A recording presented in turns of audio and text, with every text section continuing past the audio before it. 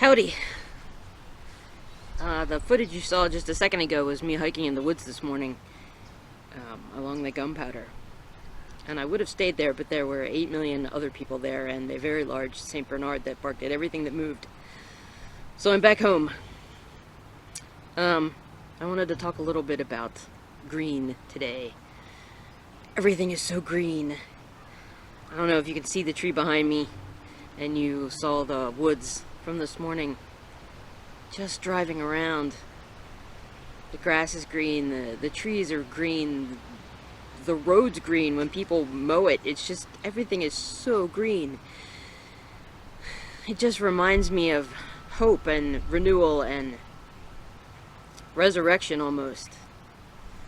So I was thinking about hope, and I have a new book that I bought. It's called the Holman Illustrated Bible Dictionary, and it's delightful for looking anything up. So I looked up hope the other day, thinking I might need to define it and find out exactly what hope is. So it says, trustful expectation, particularly with reference to the fulfillment of God's promises. Biblical hope is the anticipation of a favorable outcome under God's guidance. There is, therefore, certitude in Christian hope that amounts to a qualitative difference from ordinary hope. Christian hope is the gift of God. We have this hope like a sure and firm anchor on the soul. I don't know about you guys, but I could use a sure and firm anchor on my soul right about now. Hope. Hope that this crazy time will end. Things will be renewed and restored, and we will grow and become closer to God during this time.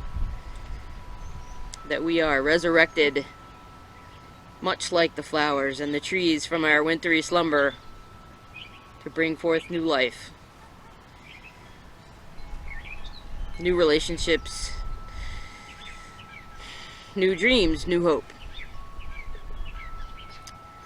I hope that you all are well and staying safe.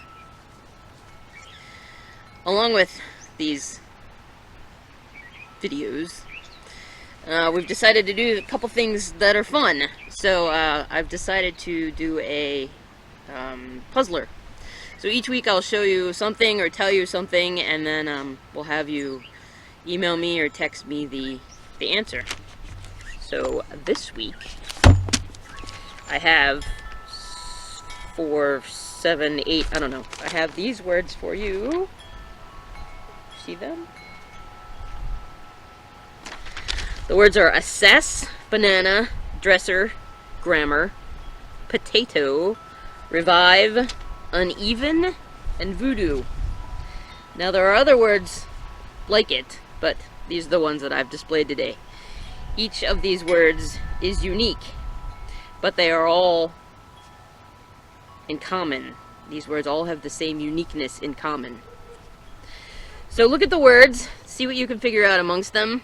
If you remove a word from the list, it makes no difference. All of the words have the same uniqueness, which is kind of hard to say, by the way. So, let's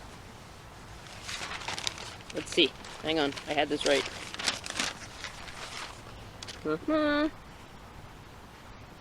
Feel free to email me your responses.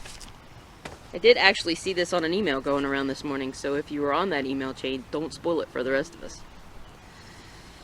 Alright, I'll leave you with a quick story about hope and traveling and traveling, really. That's all it's about. Years ago, my grandmother and my mother were driving, and they were headed to Florida. And they drove through a town, and the big sign said, "Welcome to." My grandmother said, "Oh look, we're driving through Kissimmee. Isn't that sweet? The town's called Kissimmee."